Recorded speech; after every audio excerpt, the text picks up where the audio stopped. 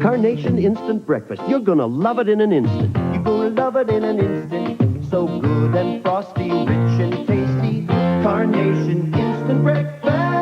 You're gonna love it in an instant. You'll also love that Carnation Instant Breakfast is now even easier to make with this free shaker mug. See specially marked boxes for mail-in offer details. Carnation Instant Breakfast. In regular and no sugar added. You're gonna love it in an instant. Come in. I came as soon as I ascertained you needed to see me, sir. Sit down, Williams.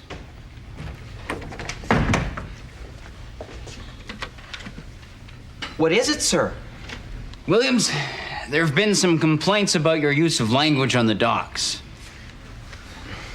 If this is about yesterday, sir, yes, I did use a few blue words, a few cuss words, but as soon as I ascertained that the mix-up had been corrected, what I did was... No, Williams, it's not your swearing that I'm getting complaints about. It's the fact that you use the word ascertain too much. Really? Yes, apparently you use it an average of 200 to 300 times daily. Well, I do, but so other few words fit. Well, it's driving the men crazy, okay? Who's complaining, sir? Is it Sanchez? No, it's not Sanchez. It's the older men, the ones nearing retirement. Sir, I ascertain that these men are just jealous of my command of the English language. Well, perhaps, but I suggest that just to keep things running smoothly down in the docks, so you humor me by limiting yourself to these 4 work-related phrases. Good morning, fellas. Hand me that thing. Boy, this works hard. Guys breaks over. Sir, I ascertain that it's their problem. They're just jealous of me. It's my right to ascertain things. You should talk to them about their being upset about my ascertaination. Look, I was young once, and whatever you do in the privacy of your home with your good lady wife, well, that's your business. But when it starts to slow work down in the docks, then it becomes my business. I ascertain... If you don't back off that word, you'll be looking for a new job. Comprendez-vous? I ask... No, nuh-uh. Good morning, fellas. Hand me that thing. Boy, this works hard. Guys breaks over. I ask... Boy, this works hard. There you go. Good boy. Now get the hell out of my office. Glad we had the chance to get together and delineate our little problem.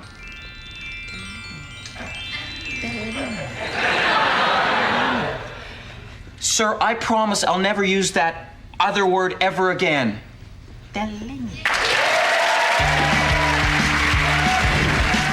Champion, boy, would he like to add another gold medal to his record. This is a name or comp time. Well, I've come here tonight to talk about being different, and I wanted to show you what I was talking about. Being different as American. How many different Americans are here tonight? It's all right. You can tell you're American when you put away the groceries and you fold up the bag, you put it between the refrigerator and the wall. You're an American when you look underneath the sink in the kitchen. In an American's house, there's a rag getting stiff over the pipe. You're an American. In America, a man is free to buy weights to get in shape and put them in the garage with an electric garage door opener. It's America. And the women are free to say things like, how could I be overdrawn? I still have checks. It's America. In America, the kids can get in trouble at shul for pronouncing it the way it's spelled, right, kids? I used to get in trouble at school for acting smart. Once I got an F on a question that asked my opinion. I got my opinion wrong. My opinion was of the school. I said, your home ec teachers are divorced. Your coaches are fat, and the shop teachers don't have all their fingers.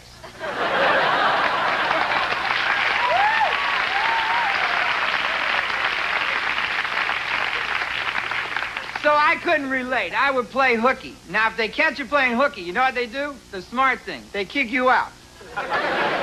He won't come, we won't let him. But I wasn't learning anything. It ain't American to learn rules, I before E except after C. If Einstein listened to that, he couldn't write his name. He's got it wrong twice. It ain't American anyway. Americans don't care if the E or the I comes first. You just make kind of an I looking E and kind of an E looking I, and you put the dot in the middle.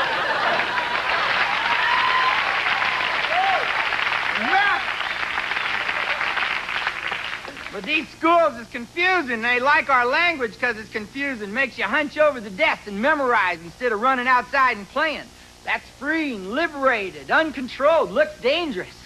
They want you hunching over your desk, memorizing O-N-E is one.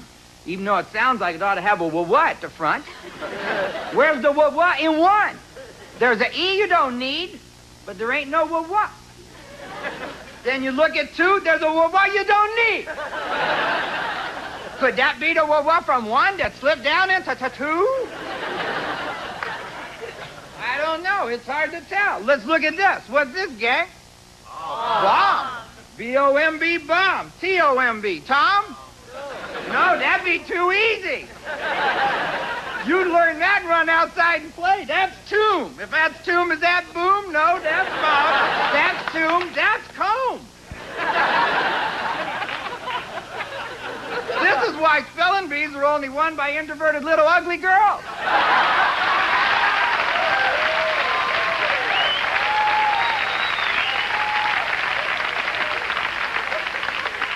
Well, try to use your brain. Figure this out. C-O-M-B, comb. P-O-M-B, poem? No, that'd be too easy. Poem is P-O-E-M. Okay, P-O-E-M, poem. Use your brain now. H-O-E-M, home? Sit back down. Home is H-O-M-E. All right, H-O-M-E, home. S-O-M-E, some. No, that's some. S-O-M-E, some. N-O-M-E, numb? No, numb is N-U-M. Can you believe it? B.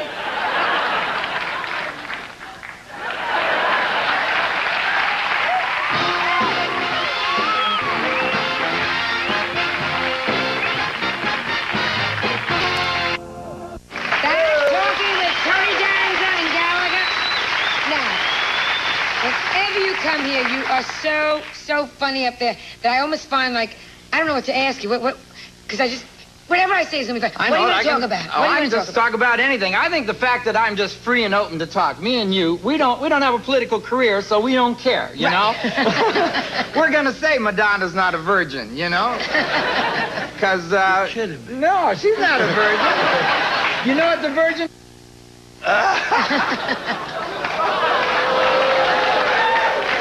Hey, shouldn't I say this? Who's going to say it in America? If the president has the same thing on his nose he had in his Oval Office,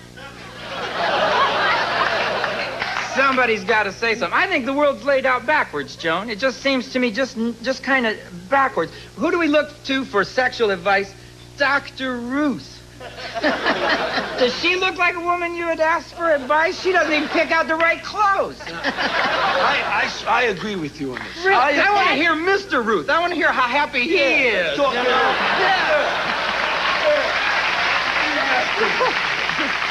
But you look at Dr. Ruth because it's like a mother telling you things, you know? But what does my mom know? She married my dad. Is there anything you wouldn't talk about, anything you wouldn't say? Yes, I talk about everything so that people don't think I just harp on one thing. But I talk like a babysitter. I'm the oldest in my family. I took care of everybody, including my parents. I know if you want the dishes clean, before you put them in the dishwasher, you have to wash them. A dishwasher only makes them hot. Right? You're at the house a lot now. Well, I got a new dishwasher. My dishwasher actually cleans. It does clean? I mean it. Well, if you leave... I'm lazy. You know, the sauce, everything goes right in there. Well, it comes out still on there. It's just dry and hot.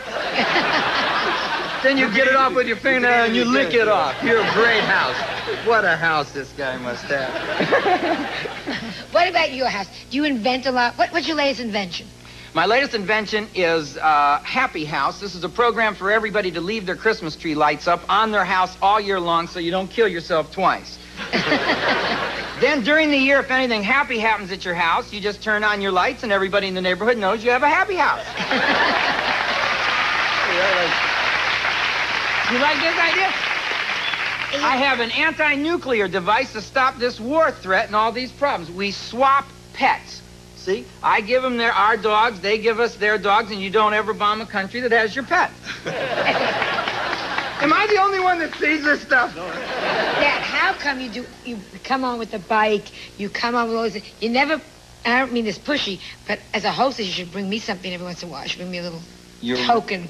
I did this time. You know... Did you really buy me something? Yes. Bring me something? Well, there was a bunch of bad watermelons out for a while, you know? So I found one at the store. It had this funny, instead of a vine, it had like a cord. And so I plugged it in. And you got a hold of it there?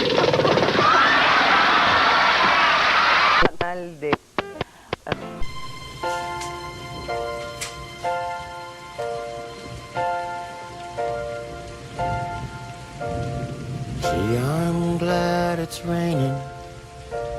There's always something to be thankful for. I'm awfully glad it's raining, 'cause no one sees your teardrops when it pours. And no one knows the thunder is your heartbreak in disguise. They think the rainy nights what put that sad look in your eyes. Sure, I'm glad it's raining. The gentle rhythm soothes the pain inside. I'm glad the stars aren't shining. A wounded warrior needs a place to hide. I thought I had found someone I could count on till the end. What they wanted was a hero. All I needed was a friend. Gee, I'm glad it's raining. I hope the morning sun won't come up soon. As long as it keeps raining, no one knows my heart broke right in two. I thought I had found someone I could count on till the end. What they wanted was a hero. All I needed was a friend. Sure, I'm glad it's raining.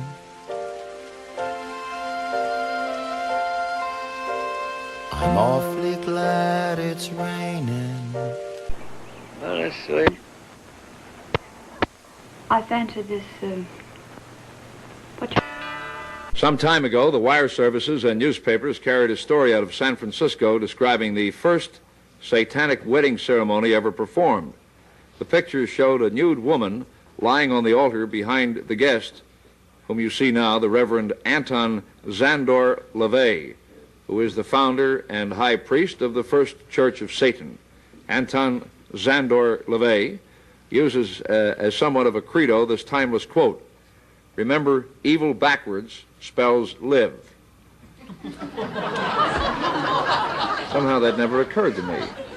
Never occurred to me until one of my disciples brought it forth, and I imagine it's quite true with many of us. How often do you have to shave your head to make it shiny like a devil? I have to put Vaseline on it as well to keep it shiny. I shave it once a day. Can I give a plug? Is that for the odor you're giving off now, Vaseline? No, Could have fooled me. That's musk. That's musk. That's the goatee scent you smell. For sure it's not frankincense and myrrh. I know that. What is this ring you're wearing here? Looks like it's weighing your hand down. Well, no, it's a magical ring. It is? I have little children rub it, make a wish, and it comes true. Little children come near you? Of course. Little children and What kind of a animals. wish did that ring ever make come true? Well, I would say a great many wishes, but we won't go into them. First, call coalition hours. Wants to think of Now back to our story. Reading, writing, and reefer. Well, I was walking home and a friend of mine asked me if I wanted to go smoke a joint, so I said, yeah, and we went over to his house and smoked a joint. What'd you do after that? Then we had decided to come over here, but it was raining, so we just waited till it stopped, and then we came over here, and he smoked a joint with me and my brother. You still high? Yeah, a little. Feel good? Yeah. A 12-year-old schoolboy stoned on reefer, marijuana. For years, we have debated the legal and medical ramifications of marijuana smoking. But for the most part, we've talked about adults. All our medical research has been done on adults. This report is not about adults, and it is not about the occasional use of marijuana. It is about chronic marijuana smoking by American youngsters. Suddenly, in just the past few years, hundreds of thousands of American youngsters have become daily marijuana smokers. Now, you call yourself a satanic priest. Yes. Is that the opposite of God? No, because Satan is a god, too. Mm-hmm. Well, what are you then, the dirty pope, or what? Oh, I guess you could call me that if you want to say the black pope or the dirty pope or the advocate of, for example, the kingdom of night or darkness. No one's ever come forth so far and spoken up for the devil. Everybody that's made rules and regulations concerning the devil or the devil's work, the devil's activities, have been people that have been very righteous people during crusades, people... Well, I'm not too righteous, but on the other hand, I think you're a bit of a ding-a-ling. Let's face it. Either that, or you're selling some kind of a snake oil. You got very shifty little eyes, right? It's very close together, too.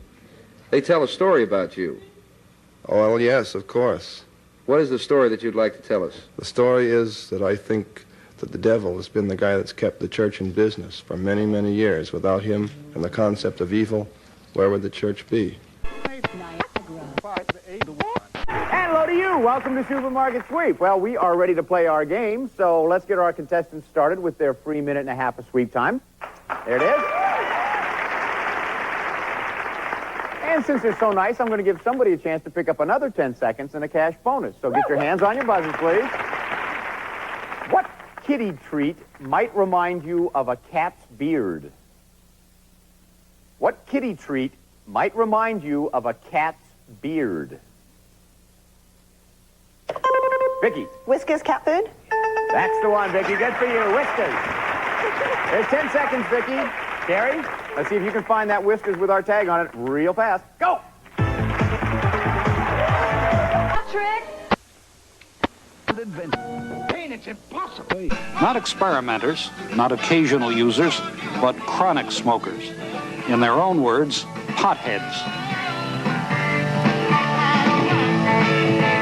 They smoke not just at weekend rock concerts. They smoke every day. And not just teenagers, but children. They are smoking reefer with a frequency and in ways that are potentially disastrous. How many joints I was smoking was about 100 a week. 100 joints a week? Mm-hmm. It's about 10 a day, a little more. And usually, a large group that I know that I'm friendly with smokes in the morning, smokes in the afternoon, and smokes at night. And any time in between that, too. To support a habit this extensive, where do these kids get the money? They work for it. Some take it from their bar mitzvah or confirmation money. Some deal for it. I like when I get up in the morning, I like to smoke one, or after I eat, I kind of like to smoke one then, or just when there's a bunch of people around, that's when I really like to smoke pot. What effect do you think smoking marijuana has on your work at school? not too good of effect, because when you smoke marijuana, you just don't feel like doing work right then. You don't feel like even getting into it at all, listening or nothing. It just makes it seem like a drag. Yes? Excuse me. But a morning newspaper, Mr. Kane, after all, will make a day. Bill Cosby on Great Film Developing. This is my dog. We lost Best of Show at a big dog show. That was a sad night. He was very upset. I took some pictures, remember? Huh? Well, now you don't think I'd take them just anywhere to be developed. Here, come on, look at them. Ask for the Kodak Color Watch system. This Color Watch seal says only Kodak products are used for great developing. He's still upset. I show him the pictures. He says, Arf, Color Watch, you're going to thank me for it. Well, where would Notre Dame be if they couldn't play Southern Methodist? That's They got to right. have opposition. Is that the That's point you right. make? They have to have so opposition. you're supplying, what, a loyal opposition? Well, I'm supplying a much-needed opposition. The word Satan only means adversary, as I said. It's not... You never use the word devil? Devils, of course. Devils are God. The original concept of the word devil is taken from a word meaning God. But this name, Anton Zandor LaVey, that's got to be a put-on. That can't be. No, it's certainly not. When I was a young boy, I was quite embarrassed about what the S stood for in my middle name. Because... Zandor. Anybody with a... S-Z-A-N-D-O-R, right? Right. Now, what does that name mean? Does it have any meaning? Well, it's a very common name in the Balkan countries of Europe, Romania, Hungary. Mm-hmm. It's just like George or Frank would be here. Now, what country do you come from? Transylvania or what? Well, not really. My family, part of my family is from Transylvania. Is it necessary to kill you by driving a stake through your heart, or will just a knock on the head do it? I will never die. You won't? No, of course not. I've made arrangements. How do you like that? A frozen devil, right? Huh? That's a good point. You're going to be frozen. This is now that's a great thing, I think. Incidentally, this freezing, because I think we all want to live forever. I think basically none of us want to die. We're like little children that are put to bed before we really want to go to bed. And if I hate to sound like Goldwater, but in our hearts, none of us really want to die. We all know that death is something. You don't know how many people are going to come to your funeral. You don't know what your wives, your husbands are going to be doing afterwards. People don't want to die because they don't want to miss anything afterwards. And they're afraid for what they're going to be missing. So are you saying then that you're going to make arrangements to have yourself frozen? If it's at all possible. If it's not, I'll make other arrangements. Of course. What do you mean other arrangements? Well, I have let's my take own the theories. freezing first now. I could just picture this now. About 10 days after you're frozen, some minister is going to tiptoe over and turn off your electricity. Or bring a blowtorch in. Yeah. Well, a blowtorch would be make you right at home. What are the other arrangements? Well, there's another thing. You see, the concept of the devil is a multitude of interpretations. Now, one of the realms of hell, Tartarus, the lowest of all, is supposed to be a very frigid place, like a gigantic refrigerator. This is where Lucifer lives, and there's nothing hot at all about it. On the other hand, the lake of fire that's described in the Bible was described to Eskimos by Christian missionaries at one time, and they, not having enough heat, all wanted to know, how do we get there? And this is why it never has really done too well up there. Well, look, Dev, you don't mind if I call you Dev. Dev, call me anything you want, as long as it's not obscene. Were you ever a religious fellow? I would say not particularly. You're a young man. I'm a religious fellow now, though. How old are you? I'm 36. 36. Who ordained you a satanic priest? I would say probably I received the call. Just as any fundamentalist... Well, most of us do, but we fight it. Well, I fight it. This is, of course, the whole principle of my religion, is all of the concepts... What do you mean you received the call? You mean one day the devil said, go out, Anton Zandor LaVey, and give people hell? Huh? Is that what happened? That's about it. That's about it. Because people like to have a hell of a time, don't they? Well, of course, there are all kinds of definitions of that. Well, now... Now, I don't, I mean, to marry two people without a license in front of a naked babe lying up on an altar, I don't know what that is. Well, seriously, there are explanations for these things. And how I started was as a result of various reverse forms of therapy. I haven't been a satanic priest all my life, as you probably gathered. You've probably been an inmate part of your life. Well, an inmate in possibly a pretty big institution. Is that where you picked up that yo-yo that hangs around your That's tie? not a yo-yo. That's the equivalent of a crucifix. A crucifix? You mean that's your version? This is not my version. This has been around for a long, long time. It's just a magical symbol symbolizing the inversion or the opposition or the adversary of the concept that is normally supplied. Are you going to hook up with any paganistic societies? I don't know. I imagine paganism is just a euphemism for Satanism. People want to get out and run around in the woods without any clothes and all this sort of thing. I don't feel this is necessary. Well, you thought it was necessary to make that girl take her clothing off for that wedding? The girl without clothing... How did you talk her into that? She must be a nut. Well, of course, she's not. In fact, I might say that most of the people that are in my group are professional people. They're business people. They're people that are from very responsible walks of life. I heard that marriage is not even legal. Well, it might not be, but as far as I'm concerned, it is, because unless they had a piece of paper that said that their blood types were all right and that the... That was it. They had no blood test. That's right. But if they had gone to take this blood test, if they had spent $2 on this particular little piece of paper that said a civil ceremony was in order, therefore a religious ceremony could be performed, then of course this would be just as legal. I would have married them, incidentally, if they had come to me with that piece of paper. This was requested of me as a religious ceremony. But you don't have the authority under law to perform a marriage. Any minister has the authority under law, under the laws of the Constitution. But you ordained yourself. Well, where would I go to a theological seminary that would teach Satanism? We'll be back with the man from down under, and I don't mean Australia, after these words. Stand by.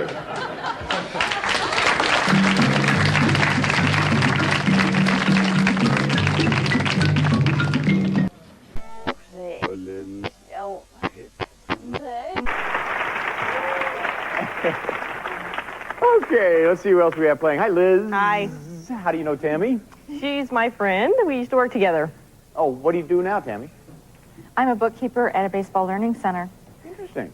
Teach kids how to play baseball. You don't personally, you, but right. They do there. Right. Liz, what do you do? I'm a permanent makeup artist. You don't do it part-time? It stays on permanently. Oh, forever, I see. Right. Okay. Mark, how do you know Jennifer? She's my beautiful wife of about a year and a half now. Well said, Mark. Very well said. What do you do, Jennifer? I am a full-time student at San Diego State and also a mother. And what are you studying?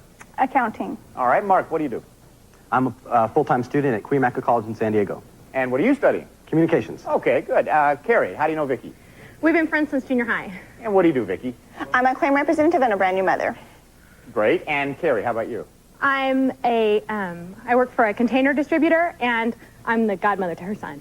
Well, all right, congratulations. Are you ready to play the game? Yeah. Okay, let's go. We're going to give the first players a chance to pick up some time right now, so partners, we'll see you all in a few minutes. Now, would you three please take a look at this list? We have Pop-Tarts, Comet, Evian, Lipton, Bounty, and Contact. What I'm going to do here is make a statement that could be associated with one of these products, okay? Here we go. Believe me, Mr. Christian, crying over spilt milk won't... Jennifer? Evian? Let's see. No. Vicky? Bounty? Let's find out. That's it. Bounty paper towels and mutiny on the Bounty list. Where's the clue? The next one. I don't have time to sit and eat breakfast. Jennifer? Pop-Tarts. Let's see. That's the one. Gesundheit. Vicky? Contact. Let's find out. Yes, okay. And this is the last one.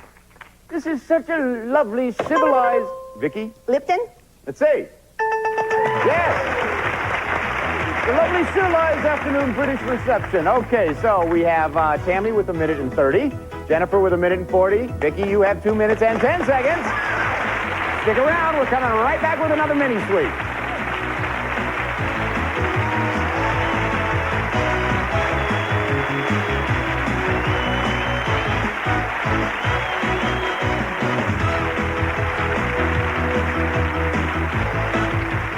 Dr. Satchel. Joseph Cotton and the immortal higher.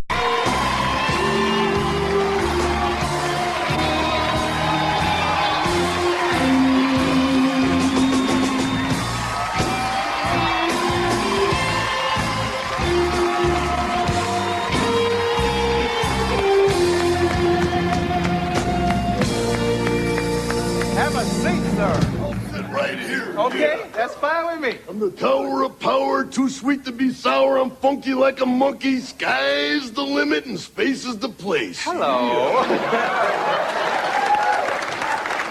Check it out, yeah. Can we sit now? Okay. Uh-huh. Now, wait a minute. You got Wait a minute. Wait. A black boot, a white boot. Oh, you got your belt. I'm not a racist. No, I can understand that.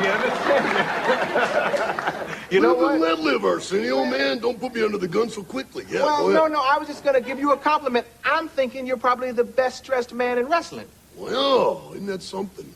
You know, I just think that I'm the conservative type, you know, like Wall Street, Harvard, Yale, you know what I mean? No big thing. But if I go on a wild date, then I'll dress up, you know what I mean? But this is just kind of a relaxed type atmosphere, I figure. Okay. Right? Now, I called you... Yeah. Please agree with him, because I'm close, okay? He's in the danger zone. Yes, indeed. You know, speaking of the danger zone, they told me you wouldn't like this, but... So you did it anyway? No, but this is,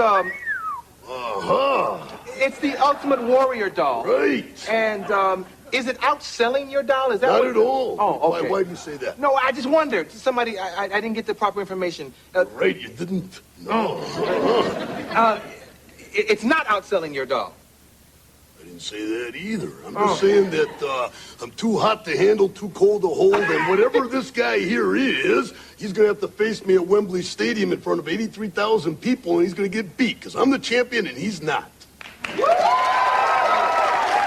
No problem there, yeah. Can you beat a guy who looks like that? Yeah, I think I got a size advantage on him right now. He's just a real little guy, you know what I mean? You know? Ouch! I apologize. It's all right. Oh, boy, it's good to have you back. Thank you. I called you mean and macho, but TV Guide called you a huge psychotic lizard. What did you think of that?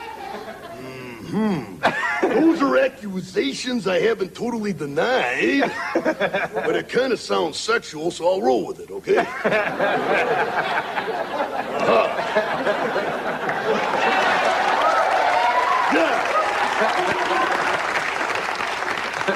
What kind of kid were you? When I was a macho baby, a lot of people think that I just, took over, and just said, who's in charge? But that wasn't the way it was at all. I was wild and I was shy at the same time. But I worked hard and I played hard, and I just want to tell all the kids out there, all the macho maniacs, to stay in school and say no to drugs, yeah. Yeah. That's what We'll take commercial. We'll be right back with Randy.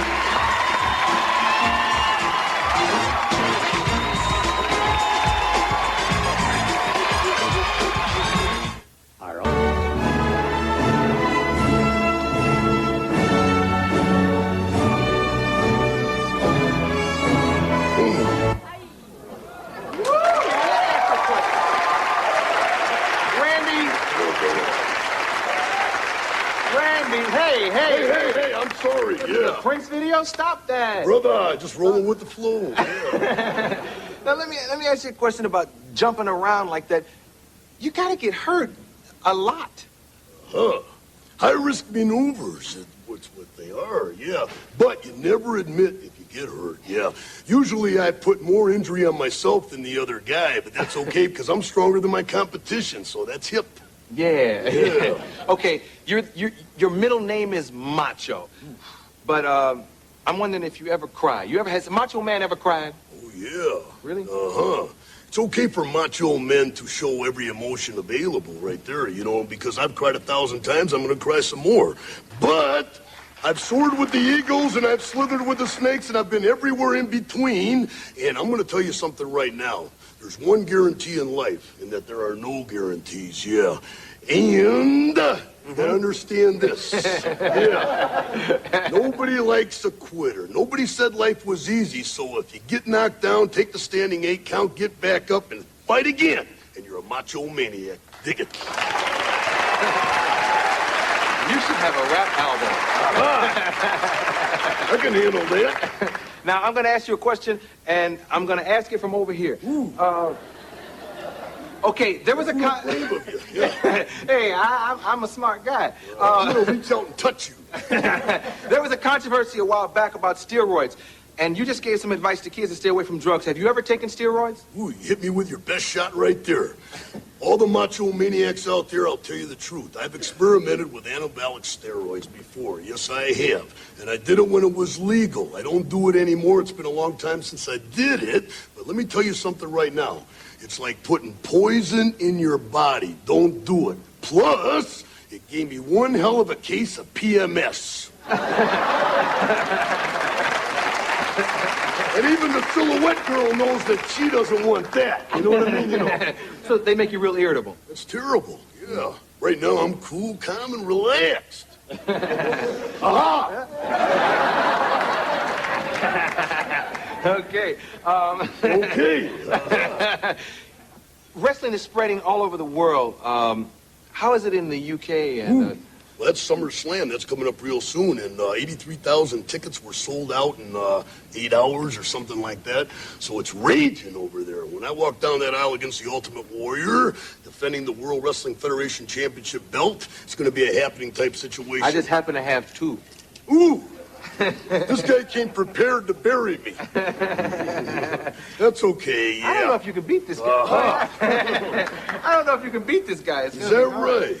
So this is what's going to happen over there, huh? Right. You and him. Me and him, all the way. Only one person can be at the top of the mountain at the particular time that it's happening, and I'm just so sorry to say that he's going to lose and I'm going to win, yeah. Okay, I'm leaving Wembley Stadium the champion. I'm going in there the champion, I'm leaving the champion, and I'm going to beat him 1, 2, 3 in the middle of the ring. And if I didn't do it after it happens, then you could say I'm a liar. If he beats me, I'll shake his hand. But he better not turn his back right after that. I'll nail him. Macho Man Randy Savage.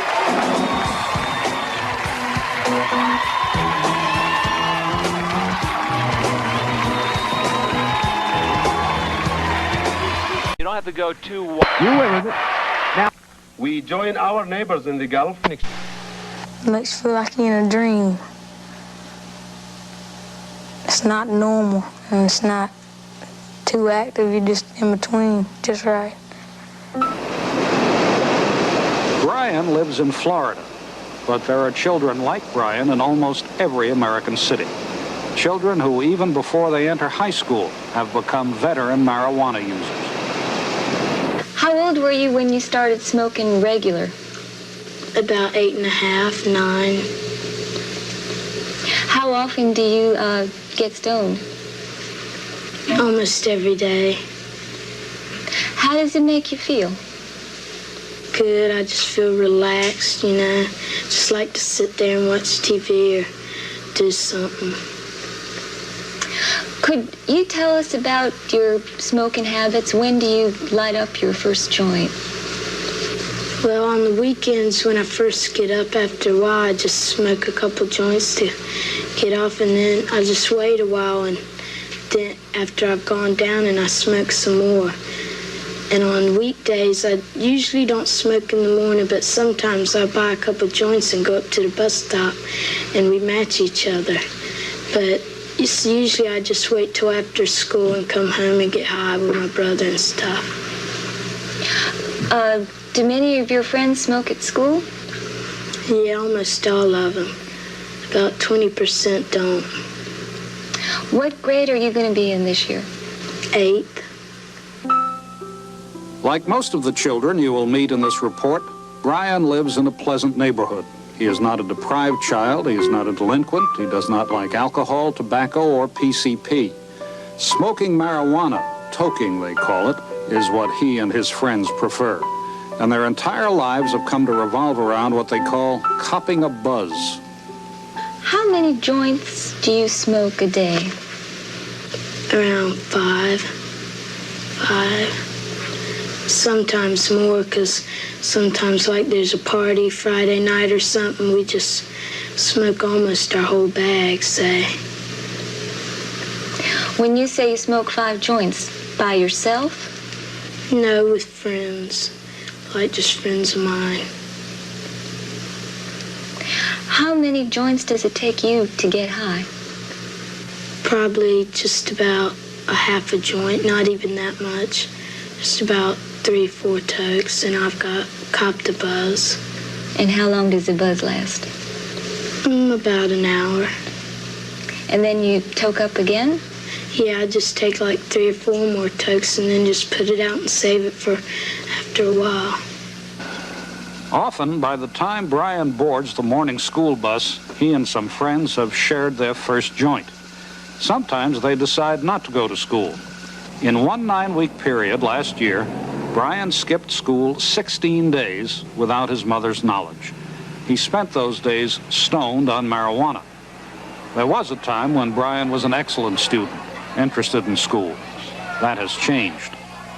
I just feel good getting high in the morning at first, but then after a while, I just get real tired and fall asleep in class and stuff. I feel it has made him sort of forgetful and just not really caring like he used to. But now that I realize that he smoked some before school, now I can really see why his grades have gone down. What happens if you're sitting in a classroom high and a teacher is giving a lecture? I just sit there. I listen, but I don't remember it after she said it. Say she said something and she'll call on me to answer the question. I'll say, what? What? They are using it often, every day, and many times throughout the day. And I, to be honest, didn't even realize how often my own son was using it till this interview. Experts like Dr. Robert DuPont believe that many adults are not aware of the extent of their children's smoking. No, they're not. And I think this is a very sad fact. Over the age of 25, the levels of marijuana use fall very dramatically. And over 30, they fall to practically zero in the total population. So that people who are adults don't see very much marijuana use and are utterly unaware of both the extent of it and the rapid increases that are going on in marijuana use. You see it going on all over the country right now, involving schools, involving parents, everybody. People don't want to see the problem. They don't understand it. You know, they try really hard to understand it, but they don't know what's going on, and it's hitting them really hard, you know. What is going on? Their kids are out getting high. Dr. Johnston, your annual surveys of American high school seniors show a steady rise in the number of students who are daily habitual smokers of marijuana. Is that trend continuing? What do your 1978 figures show? Yes, it is continuing. We're finding that among the most recent high school class, 1978 seniors, that about 11% are reporting daily or near daily marijuana use. And this figure is up considerably from an earlier class, 1975, where the comparable number was about 6%. So the number of daily users has nearly doubled in 3 years. What that University of Michigan study means is that nationwide, 11% of all American high school seniors were smoking marijuana every day. Those are just high school seniors. An official government report says that in 1977, more than 4 million young Americans, ages 12 to 17, were what the report called current users of marijuana. It's no longer uncommon for 12-year-olds, 13-year-olds, and even younger people to be using marijuana on a regular basis. I think it's important that during this same period where we've been observing a constant increase in marijuana use, the proportion of young people who are involved with other illicit drugs has remained very stable, almost exactly where it has been over the last 4 years. Lisa is 15 now, but she has been smoking marijuana for a long time. When did you start smoking regularly? In the 7th grade. How much did you smoke? About 4 or 5 joints a day. How long have you been smoking 4 or 5 joints a day? 3 years. What effect did it have on you?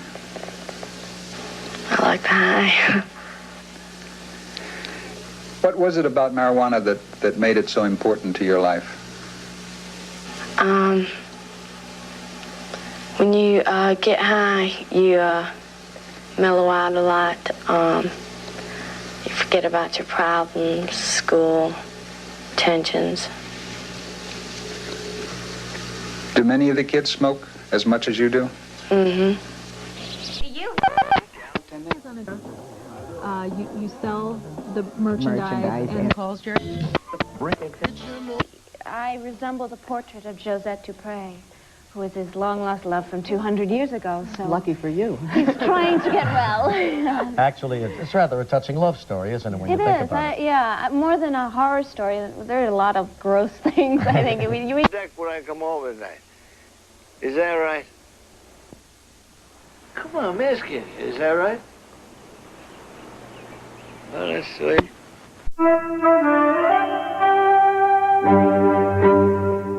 I understand that, what are you doing? I'm giving a blessing to the audience. I don't think they appreciate it. They were throwing it back. Well, they thought it was a curse.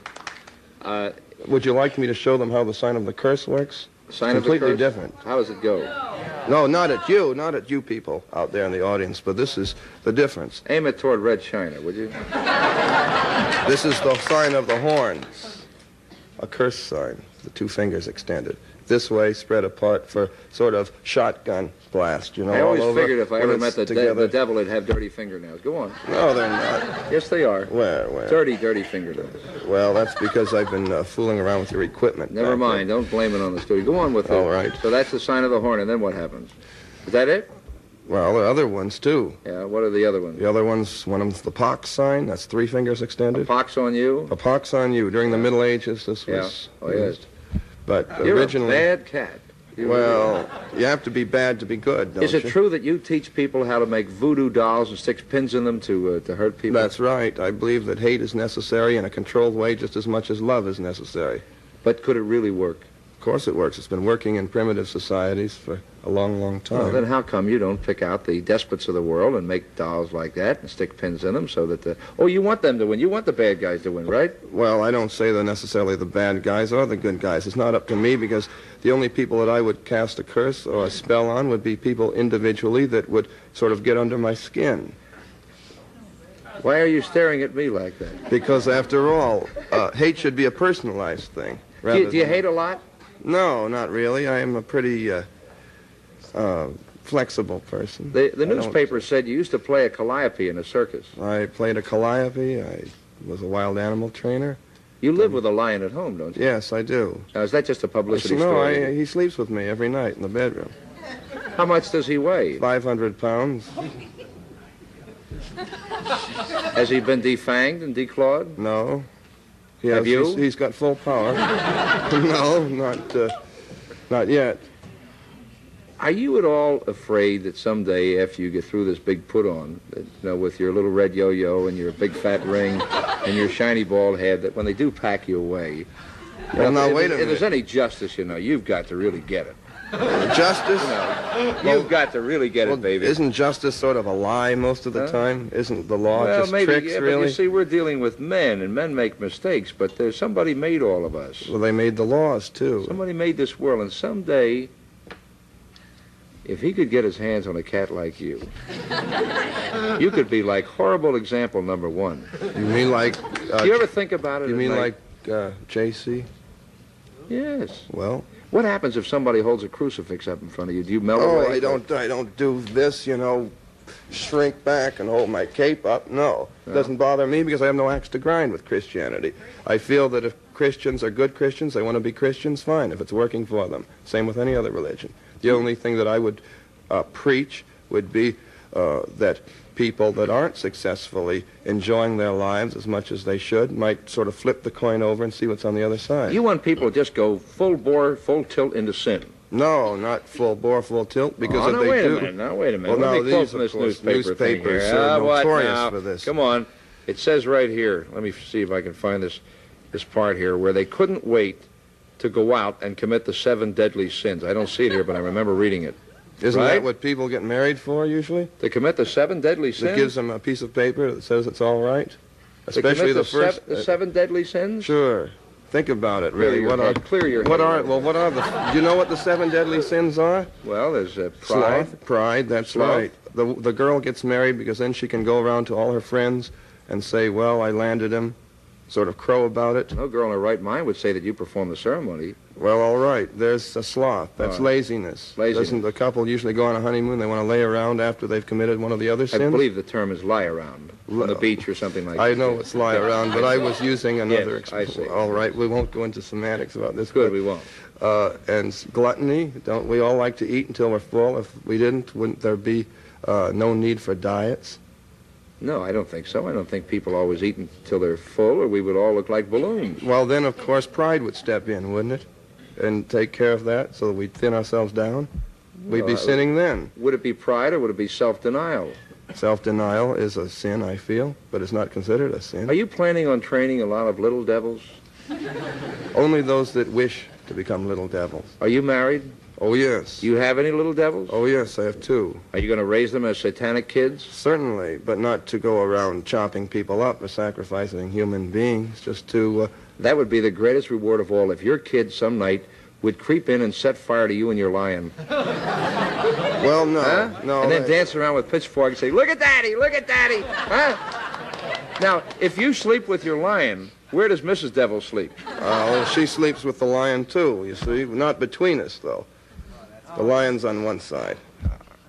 Makes for a nice grouping. I don't believe in separating church and state. There are some people in the dock who would like to speak to you. We'll be going to the dock and the devil after these words.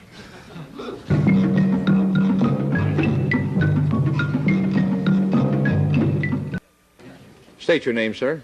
Yes, my name is Jim Jelsma. Did you drop in for some devil's food cake, or what's on your mind? No, we're... first of all, how do I address you? Well, you can call me Mr. Reverend Anton by my first name, whatever. Well, I'll state the Mr. to begin with. First of all, I'll say one thing. You have a lot of followers, and you're right. Oh, yes. You're right about the devil being a god, because the Bible clearly states that the devil is the god of this world, and he's also the prince of the power of the air. So I don't dispute you on this matter at all. My only Are we picking up a new recruit here? My only question is this question basically about death. Personally, I don't think it's a funny matter, whether you're really sincere in what you believe or whether you are just doing this to gain followers. I mean, it's a pretty serious thing. First of all, everyone dies physically, but you're right. Again, everyone does not die spiritually. And I'd just like to ask you, what do you think is the concept of God? What is your concept of God? What does God do? Is he, in other words, we visualize God as being the ruler of everything that is good and proper. In other words, his attributes are love and his almightiness, omnipotence, omnipresence, and so forth.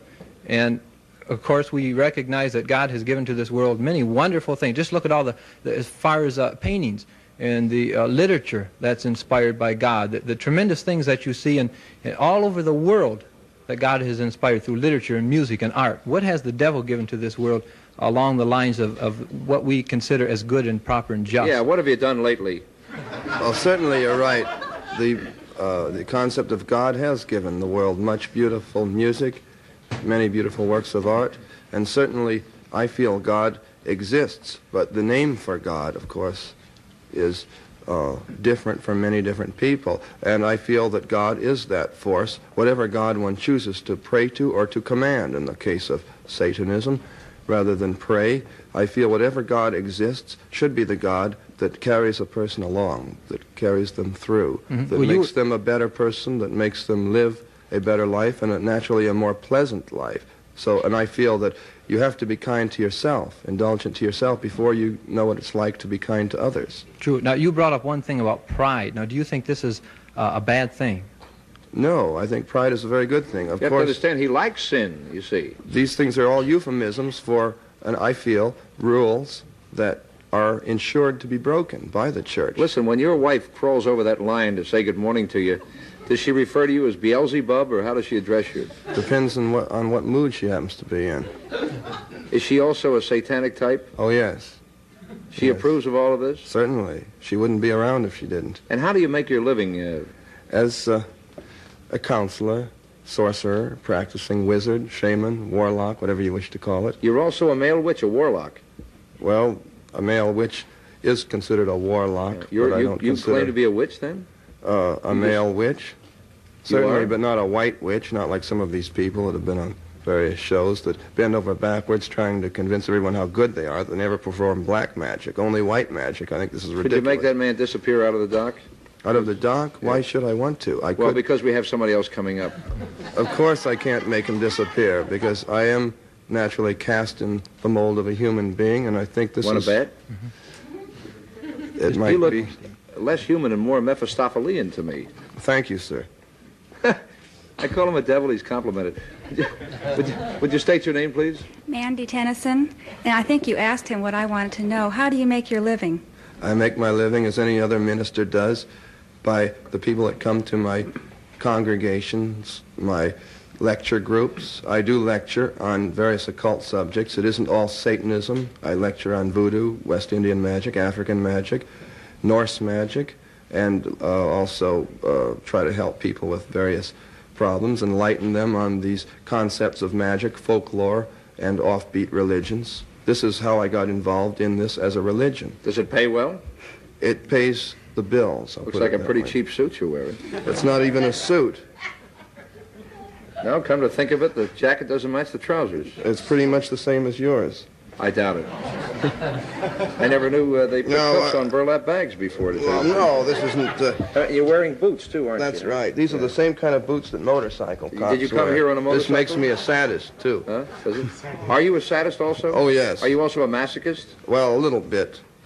Well, maybe that's why I'm here. Any other questions? Well, I would like to know if this actually substantiates your house, your expenses. You have 2 children. How can you live on the people that support you? They must have to give you an awful lot of money. Not really, because after all, if a person is conducting themselves in any kind of business, it doesn't have to mean that they're taking $100 or $200 or $500 from each person. My fees are very, I feel, reasonable for my private consultations. Can you picture his kids filling out a form for school? What does your father do? He's a bald-headed devil.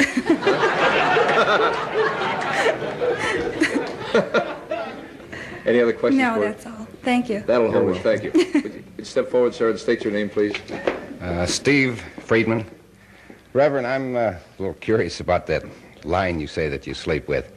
How can the two of you, your wife and yourself, be in bed with the lion? Probably not easy. Well, the bed is not made for the lion. The lion sleeps next to the bed, at the foot of the bed. How's that for a watchdog? I thought I had it good with a karate monkey. Well, doesn't it kind of shake your wife up being so close to the line like that? No, it's a rather secure feeling. You know, there's never any problem of prowlers or burglars. Yeah, but they have been known to turn on you, haven't they? Well, he is chained, so he can only go so far. Well, listen, our time's all up. I'd like to tell you where to go, but you'd enjoy it. Oh, that's right. We'll be back with another guest after these words. Stand by.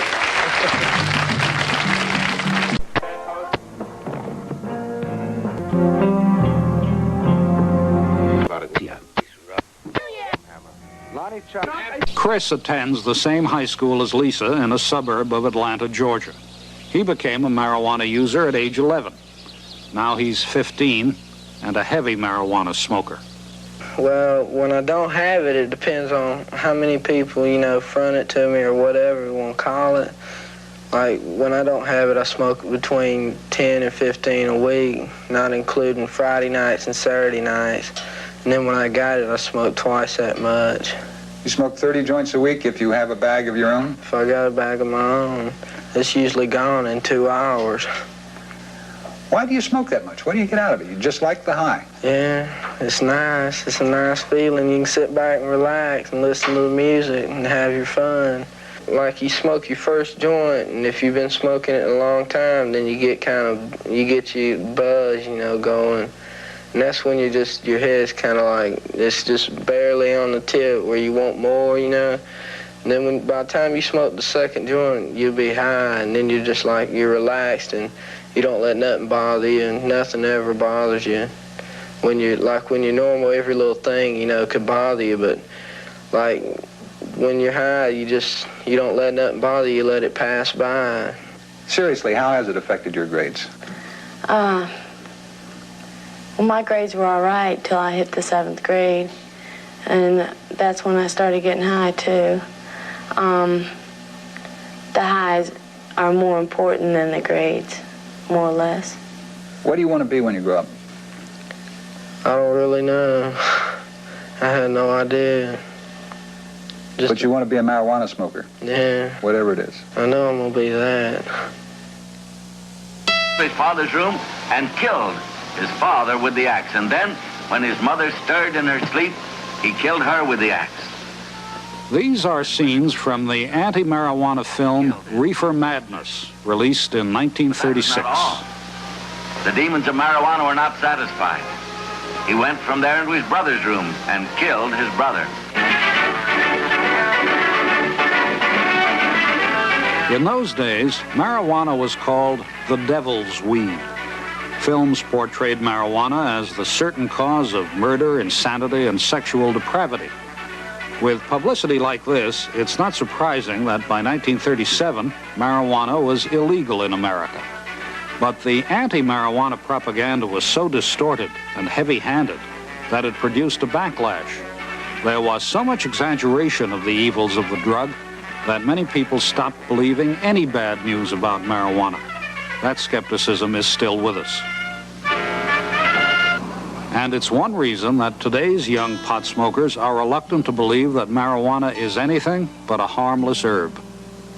That attitude is encouraged by advertisements like this one, suggesting that Uncle Sam wants you to smoke marijuana through a water pipe, or what potheads call a bong. Peddling the paraphernalia of marijuana smoking has become a $250 million industry. Much of the advertising seems to be aimed at young people, like the Space Pistols, designed not for games, but to squirt marijuana smoke into the lungs. And there's a Frisbee called Catch a Buzz.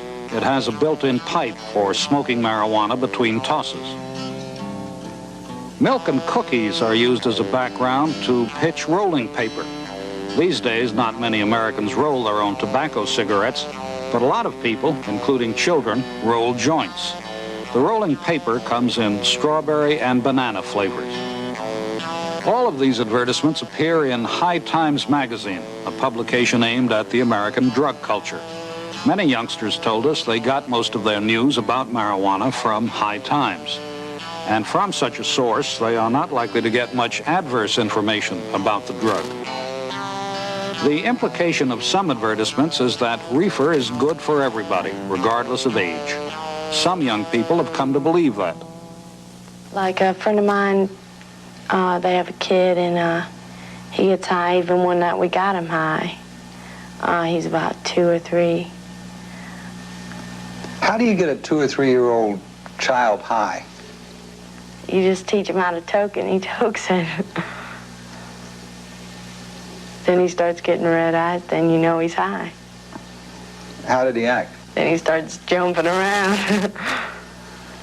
Do you ever think that regular marijuana smoking, the kind of smoking you do and the kind of smoking your friends do, 10, 20, 30 joints a week, might turn out to be harmful to your health?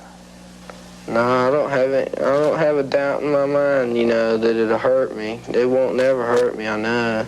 No, I don't really think it could harm you. And I don't really think it does nothing to your body except, you know, sometimes make you just feel like a statue or something. Not really like that, but where you don't want to move. Young pot smokers are fond of praising the pleasures of the simple weed. Marijuana is a weed, but it contains over 300 chemicals. 60 of those chemicals are found in no other plant. The most potent of them is called THC. THC is the major intoxicating element in marijuana, which this is, grown in a government laboratory. THC is what makes the pot smoker feel high. Now, the THC content, and therefore the potency of marijuana, can be increased by selective cultivation, and that is happening.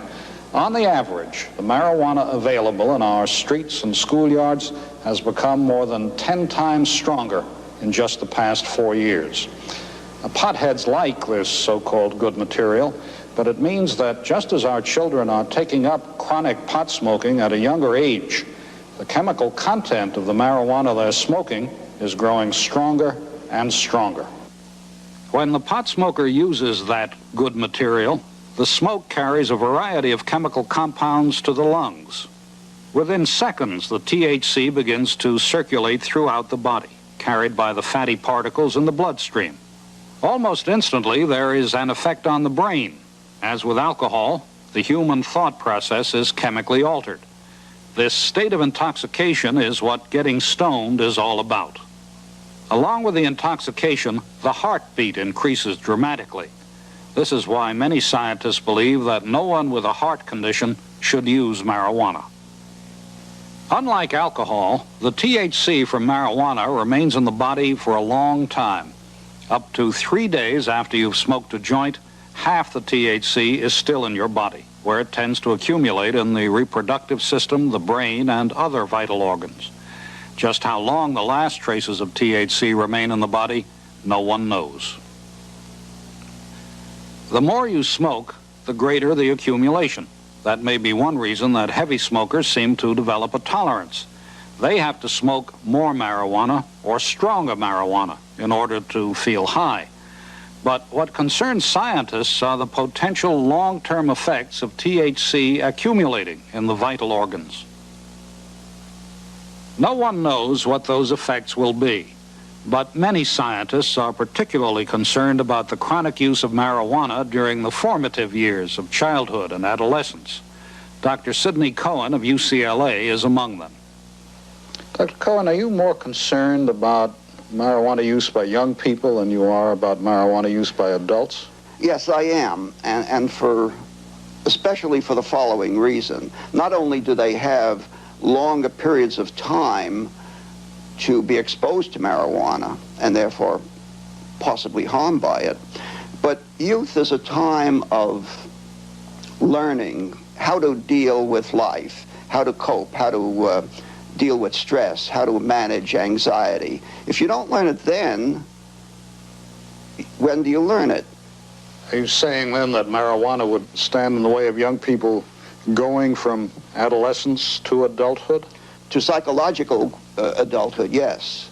And this can be dangerous. And this is why I'm particularly concerned about very young people, and we're hearing now of 8-year-olds and 9-year-olds becoming over-involved in this drug. Young people themselves are discovering at least one effect of chronic smoking. They call it being burned out. The first symptoms are a drastic change in the way marijuana makes you feel. When I first started getting high, I'd be laughing and everything. But lately, you know, I just get kind of mellowed out and I don't say much, become real quiet and everything. And I don't know if the high, I guess I'm kind of sick of the high. Well, usually a new smoker, you know, is real active, tries to make everyone laugh at them, and is always talking and moving around doing something. But the people who've already smoked or burn out, they just like to sit around, watch TV, or they don't like to do much. What stage are you in? Just sitting around stage. I don't do much. I just sit around, fix something to eat.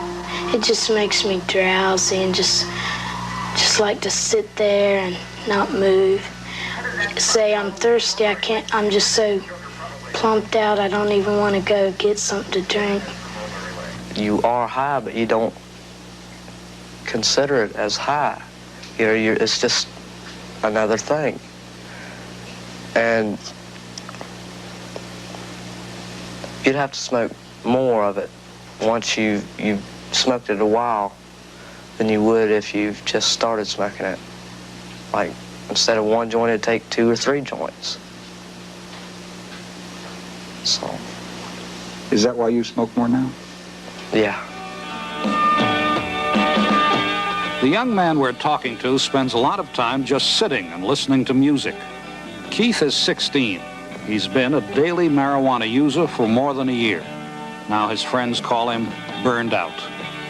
Being burned out, that's just, you don't get high when you smoke it, or you just acting kind of really dumb, you know. Somebody that'll talk to you and you don't hear them, or you don't pay attention to them, That's when people start calling you burnout. You have trouble with your memory? Yeah, you forget what you're saying. Who told you you were burned out, and why did they tell you that? Just my friends clowning around, you know, they're saying, oh, you're burnt out, you know. What were you doing that made them say that? They'd be talking to me, and I'm just not paying attention and not realizing that they were talking to me. I've seen this too, and it's entirely possible that the youngsters who smoke lots of good pot over long periods of time sustain some mental impairment which is not completely reversible. It may go on for months, and there is a suspicion that some of it may be permanent, so that they're not as keen, as sharp as they were previously. This may not be perceived by the youngster. I say, hey, burnout, you know, we're talking to you. But I don't consider myself ever being burnt out. I don't know, you know. They may say that I am, but I don't. Have you ever seen other people who you think are burnout who don't think they're burnout themselves? Yeah, I do. When I smoke by myself, I just think about things. And, you know, you can just think about things that you don't think about when you're not smoking it. Just not anything in particular, just anything, really. You can just, you're not bored because you've kind of like got something to do. You know, you're thinking. Or you're just doing something. But you're sitting still. Yeah. And you don't think to yourself that you're sitting still not doing anything. You're sitting still thinking about things. And you don't think to yourself that you're bored. At least I don't anyway.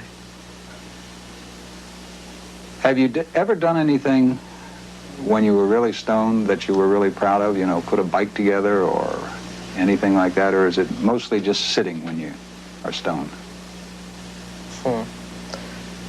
Well, I may have done it, but I don't really remember it. You know, just nothing that's really important. When I'm stoned, I just like sitting back and just listen to music mostly. That's what I like doing when I'm high. But if you stay stoned most of the time, that means that's what you do most of the time. Yeah. I don't know what parents can do because I've tried everything. I know, I've asked, I've read, I've studied, I've prayed. I'm still looking for an answer. I'm not going to give up hope because I am that fearful of it. I'm afraid that the effects will be very major. And it's going to be found out at a point of no return as far as the youngsters that are engaged now in it. Basically, a young person who is chronically stoned is not coping with the important tasks of growing up. He is going to be diverted from the normal growth and is going to find himself further and further behind his peers. Kids don't think about their future because they don't... This young man is a member of an organization called Pot Smokers Anonymous. He quit marijuana when he began to see the effects of chronic smoking on his own life. I was getting a little lazy, and I figured that sooner or later I was going to get burnt. I was going to have the burnout feeling, as you said. And then sooner or later I was just going to be totally wasted. And I didn't want to be it that way. I want to make something of myself. Well, some of them will stop, I would hope, and recoup. Others who continue to use this good material and continue over many years may be so impaired that they will never function at their best level of effectiveness. Keith Strupp is the Washington lobbyist for NORML, the National Organization for the Reform of Marijuana Laws. He'll soon be leaving NORML, but in the past 8 years he's done a great deal to make America more tolerant of marijuana use by adults. Keith Strupp believes that the use of marijuana should be restricted to adults. He's worried about the increase in chronic marijuana smoking among young people. There is a tendency on the part of young people today to underestimate the potential for harm from psychoactive drug use, I think. I would caution them against this. There is no such thing as a totally safe drug, and I don't think marijuana is going to be the first. It should obviously not be a daily habit, and in particular, it should not be something people do before they attend school or before they study for exams or things like that. In the White House and other key government positions, Dr. Robert DuPont also helped to liberalize American attitudes toward marijuana. Now in private practice, he has had second thoughts. In the past, you've said publicly that marijuana is less of a hazard to health than tobacco or alcohol. Why have you changed your mind? For two reasons. One is we know a lot more about the health hazards of marijuana now and how dangerous it really is. But two, and equally important, is that I now realize that this has been interpreted by the public as meaning marijuana is okay. We're so used to alcohol and tobacco that we assume if marijuana is no worse, then why not get used to marijuana? That is a disaster, and I feel very badly to have contributed to that. Just as for 20 or 30 or 40 years, people oversimplified and exaggerated the dangers that might be present from smoking marijuana, I think there is a tendency today, especially among young people, to assume the other direction, that because marijuana isn't a killer drug, that therefore it's totally harmless, or in some cases they actually believe it's a panacea. Marijuana is no panacea, but like any other drug, it does have potential medical applications. For example, it's believed to be useful in treating certain kinds of glaucoma. Here at the National Institutes of Health, it's being tested as a means of relieving the agonizing side effects of chemotherapy in some cancer victims. And there are other current experiments. But all of them are just that, experiments to determine whether marijuana, or in some cases THC alone, can help the victims of serious disease. The problem is that by the time news of these experiments reaches the schoolyard, the information has become garbled. Some of the children we spoke to were convinced that marijuana had been proven to be a safe medicine for asthma, cataracts, even cancer, and that marijuana was not merely harmless, but beneficial, like vitamin pills. And a lot of people think if they smoked, then their lungs would be all right, and they don't think it's something bad for you. I heard that it helped your lungs, as a matter of fact. That's why I thought it's kind of good to smoke it. Well, I know where this myth starts. It starts at UCLA, where we studied this problem and did find that THC, even marijuana, will dilate the bronchial tubes. Now, unfortunately, marijuana is not good medicine for asthma because it has so many irritants in it. With cancer, there's another confusion. Marijuana is used for people who have cancer and who are getting cancer chemotherapy and have nausea and vomiting because of the cancer chemotherapeutic drugs, and marijuana does reduce the nausea and vomiting. It has nothing to do with cancer whatsoever. The very same people who think marijuana is harmless think it is a therapeutic agent. Well, the only reason it could possibly be a therapeutic agent is because it's a very powerful chemical. If it weren't doing anything in the body, it wouldn't be potentially useful for a therapy. Most of our knowledge about the chemicals in marijuana comes from these plants. This field is part of a government research project at the University of Mississippi. The director, Dr. Carlton Turner, supervises the cultivation of the marijuana for scientific research. He also analyzes the chemical content of marijuana seized on the streets. He's worried about the presence of carcinogens, that is, known cancer-causing agents, in marijuana smoke. Because pot users smoke less than tobacco users, they have generally assumed that there is no risk of lung cancer from marijuana smoking. But with the quantities of potent marijuana that today's young chronic smokers are consuming, Dr. Turner thinks there is a risk. I would say that there's more tar in a cannabis cigarette than there will be in a tobacco cigarette. And the tar here is of a different chemical composition. Some of the chemicals that you find in tobacco smoke, you also find here. In fact, you have more carcinogenic compounds in the smoke from a cannabis cigarette than you do from a single tobacco cigarette of the same size.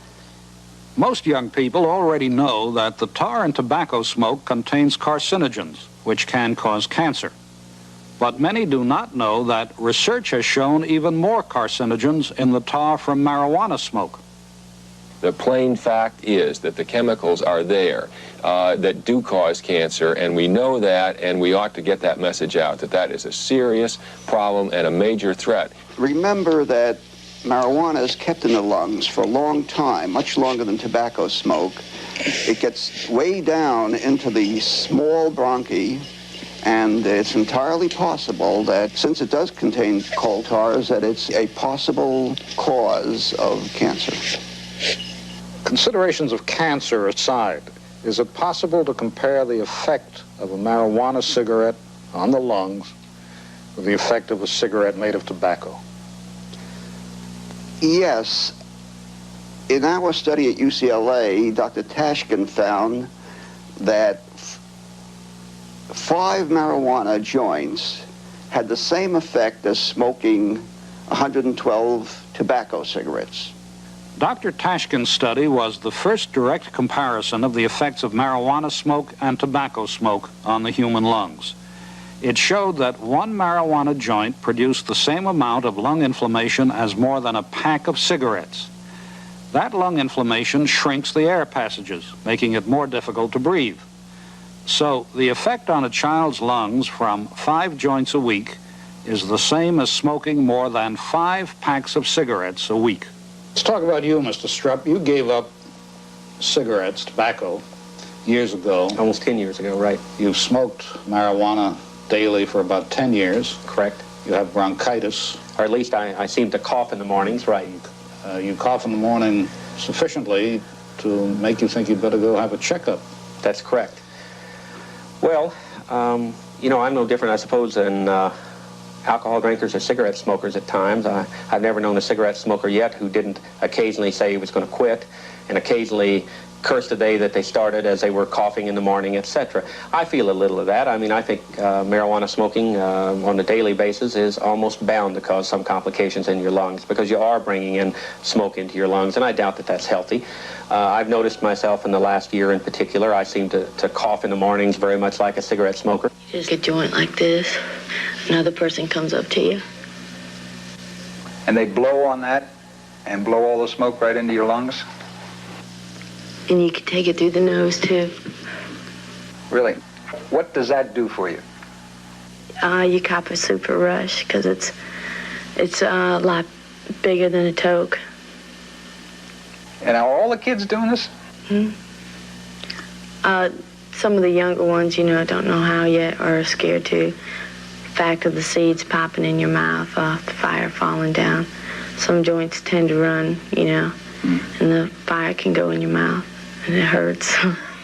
Taking a substance, a smoke, inhaling it, and unlike a cigarette smoke, the person purposefully inhales very deeply and then holds it to get the maximum exposure to the deepest part of the lungs. Well, this is a disaster in terms of health consequences. I don't think it's possible to bring a foreign substance into your lungs as you do with marijuana and expect that if you use enough of it over a long period of time that you're not going to have some ill effects. I think you will. But there is a more immediate effect to marijuana use, intoxication. Now, this device attaches to an automobile dashboard so a driver can toke marijuana while he travels the highway. I'm using pipe tobacco, by the way. The popularity of a gadget like this is another example of how misinformed some of our young people are on the intoxicating effects of marijuana. They have been educated about the dangers of mixing alcohol in driving, but many still cling to the notion that marijuana is different and safe. But tests at the Southern California Research Institute have shown that marijuana severely impairs a driver's perception, concentration, reaction time, and overall driving skill. The tests show that the decrease in driving ability is directly related to the amount of marijuana smoked. They also show that this impairment of driving ability persists for several hours, even after the marijuana smoker no longer feels high. But again, the facts about what this can mean on the highway have not reached many of our young people. Well, I think anything that you can do when you're straight, you can do when you're high. Including driving a car? Including driving a car. On marijuana, you hardly ever hear any car accidents on marijuana because you always know what you're doing. For whatever reason, alcohol drinkers for a long time used to claim that they could get drunk and drive all right. It seemed to them they drove all right, even though they ran into the rest of us, and a lot of other people knew all along they couldn't drive well. Well, marijuana smokers, I'm afraid, have fallen for that same line of self-congratulatory. They've generally told each other, hey, man, I can smoke the best marijuana in the world and drive, and it's not like alcohol, it's okay. Well, that's simply not true. It is a major source of death, of injury, of property loss in the country right now because of drivers stoned on marijuana. Let me make it clear that the research is now convincing that you should not smoke marijuana and drive an automobile, period. Whether you're an adult or a juvenile doesn't make any difference. Why isn't this information available to young marijuana smokers? Just because of our worrying about having every I dotted and every T crossed. We're not saying it clearly, but the evidence is there. You'll go into health class and there's about maybe a 3-page thing on drug abuse and drugs, and it just says marijuana, mild hallucinogen, and that's just about it. Would it be fair to say, Dr. Cohen, that the young people in the United States who are now using marijuana regularly are in effect the guinea pigs in an experiment on a national scale? Well, they're certainly doing things to themselves that we, as researchers, wouldn't do or wouldn't be allowed to do. So, yes, they are guinea pigs. We are learning some of the unhappy sides of marijuana from them. They're making themselves guinea pigs. There's no doubt about it. They are skating on the thinnest of thin ice, and it's a hope that they have that they're not running a very severe health hazard, health risk. I think they're going to lose their bets. Besides the potential health consequences for the chronic smoker, there's another aspect of the growing use of marijuana by the young. Those 4 million juveniles who use marijuana, even if they merely experiment with it or use it occasionally, have one thing in common. They are breaking the law. In a legal sense, at least, they have become a generation of outlaws. They're on the receiving end of a vast criminal network of marijuana growers, smugglers, and distributors. In many cases, our children are part of that criminal network. It begins here, in the marijuana fields of Colombia, the major source of supply for America's multi-billion-dollar marijuana industry. Officially, marijuana cultivation is illegal in Colombia.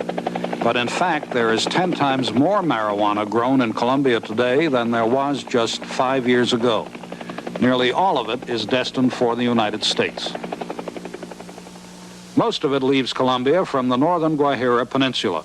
From there, a steady stream of freighters, fishing boats, even yachts carries it to delivery points all along the United States coastline. In addition, aircraft leave the Guajira regularly, smuggling tons of marijuana as far north as Chicago. Obviously, when you're talking about ships bringing in 20 or 30 tons of marijuana at a time, you're not talking about a group of college kids that are off on a lark of spring vacation. You're talking about a syndicate, organized crime. It may not be the mafioso, but it's certainly organized crime dealing in millions of dollars. Sometimes violence. It's a culture that none of us are very proud of. A charter member of that culture is pilot Robert Eby, now in prison. Last year, Robert Eby was arrested when his DC-4, loaded with Colombian marijuana, became stuck in the mud at an airport in Virginia. Before that, he'd made 30 smuggling flights, penetrating the American air defense system each time. Coming back to the United States, you listen on the radio for flight plans to be filed. And coming out of the Bahamas and out of a lot of Latin American countries, there's no telephones or facility to file a flight plan other than by when you get in the air, then you file it over the radio. You listen for somebody to file a flight plan, and being you're in a faster aircraft, say a DC-4 over 172, you try to catch up to where he's at. And before he penetrates, you're on his tail about 30 feet behind him. So you piggyback on another plane? Piggyback on another airplane. And there's somebody that isn't even aware that you're even there. If you'd ever look behind him and see he's about to be eaten up by a big airplane, he'd probably have a heart attack. Today, the bulk of the incoming marijuana is hauled by freighters like this one. They make offshore deliveries to Americans who smuggle it to distributors' warehouses. There is so much coming in that marijuana literally washes ashore on some Florida beaches. The fact is that despite the best efforts of the American government, this country is being flooded with marijuana.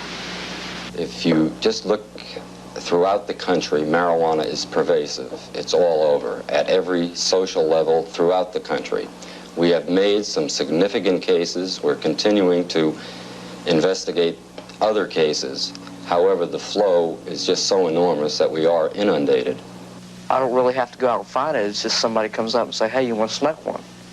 It finds you more or less than you find it. If you got the money, you can get the quality to match it. Because I know you can get, all right, green pot is supposedly the worst. Now, don't get me wrong, there's very good green pot also. And then there's gold, which is usually always good. Now, the gold will cost you more than the bad stuff. But if you have the money, you can get just about anything. We can't essentially deal with the problems of the black market, problems like age controls and quality controls and strength controls. You can't begin to address those problems until you first eliminate the black market and offer a regulated legal market. I wouldn't recommend that now. It's true we have some, what should we call them, recreational drugs now that are legal and that we wish would go away. But that doesn't mean that we ought to add marijuana to that list. Do you think marijuana should be legalized? Yeah, if I was president, I'd have done had it legalized a long time ago, because there ain't nothing wrong with it. What would be the big advantages of legalization? Well, then people in the store, you'd probably be able to just walk in the store and get a pack of joints, you know, like cigarettes. And then they'd have different brands, I guess, you know, Colombian, Mexican, whatever you want. Our experience with alcohol and tobacco is so bad that to think about that as a precedent for dealing with marijuana is just, to me, an unthinkable idea. That debate over legalization has been going on for a long time. While it has, many American schoolyards have become retail outlets for the marijuana industry. In a recent Gallup poll, 81% of American high school students said that marijuana was easy or fairly easy to obtain. Nearly 60% of junior high school students said the same thing. And some children are not just buying reefer, they're selling it. Often they are chronic smokers who deal in order to finance their own marijuana habits. They usually are selling joints at the bus stop or bags, whatever, during lunch, after school. Well, once you get a bag, you just roll up joints and sell them. You get your money back, and then you keep what's left over. Usually when you start, you buy a quarter pound, which is 4 ounces. And that goes for anywhere between 100 and 150. But usually it's about 125. So then you take 3 of those ounces, and you sell them for about 45 a piece, and then you make about $10 and an ounce for your head. That's for your own use? Yeah, for my own use. It's just my terms. Are a lot of kids dealing? Not a lot, but I'd say enough. Enough to supply the whole entire school. If they arrested everybody that had some, they'd be arresting just about everybody. Everybody that's, you know, about 13 on up. To cut down on arrests, some states, like Alaska, have passed decriminalization laws. Basically, this makes the possession of small amounts of marijuana a minor offense, with no jail term or criminal record involved. So far, 11 states have passed such laws. Some people think that's a step in the right direction. Others think that this relaxing of the rules for adult smokers has further confused young people on the subject of marijuana. When you were in the government, Dr. DuPont, you were one of the first policymakers to advocate that criminal penalties be removed for the possession of a certain amount, a small amount of marijuana. Do you think there's a connection between the growing acceptance of that, of decriminalization, and the increase in the number of young marijuana users? I do, and I think it's tragic. It relates to the fact that for most people, they can only think about an issue in black and white terms. They see support for a fine as opposed to a prison sentence for marijuana possession as being pro-pot. The public, the policymakers, everybody is still way too confused about marijuana. We're not giving clear messages to young people, to anybody about marijuana yet, and then we've got to change that. What is the clear message you would give? That marijuana is a dangerous drug. I think our obligation is to convince people that even if marijuana is dangerous to use, it's not a criminal justice problem. And those who use it should be provided with good information. We should try to convince them that it's not in their best interest to endanger their own health, but we should not confuse them with criminals. The drug problem is filled with many unpleasant realities. There's none more unpleasant, more painful, or more surprising than the large number of young people who are using marijuana every day and whose lives are affected, distorted, and harmed in many, many ways. What would it take to convince you to stop? Well, if I heard something was bad, like it could kill you or make you real sick or something like that, I wouldn't take it. I wouldn't smoke it.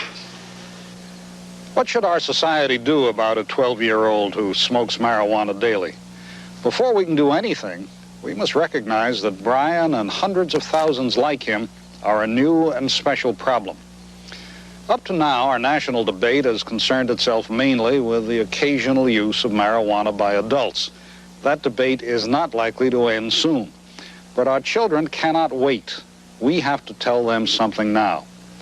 Admittedly, there are still some important things that we don't know about the long-term effects of chronic marijuana use on the human body, especially on children. But in the meantime, our children are not being given the knowledge that is available now. They've not been told that the marijuana they are smoking is 10 times as potent as the stuff that college students were using 5 years ago. They've not been told about the cancer-causing elements in marijuana smoke. Many of them don't even realize that marijuana makes it dangerous to drive a car. It is not the children's fault that they don't know these things. It is the fault of our government, of our schools, of all of us. Enough to make you sick. Psycho. We've grown up stuff. So when you're moody, parents make a goonie. Positively loony. Don't wait for a full moon. City News, Mr. Keebler. Can you tell us what your new sandwich cookies look like? No comment. Well, we hear they've got creamy fillings. No comment. Keebler introduces new EL Fudge sandwich cookies. Buttery cookies with creamy fudge. Chocolatey cookies with peanut butter middles. And chocolatey cookies with vanilla cream. We hear they're all delicious. They are? Oh, were you talking to the cookie? The cookie? No comment. New EL Fudge sandwich cookies from Keebler. Sit, Ubu, sit. Good dog.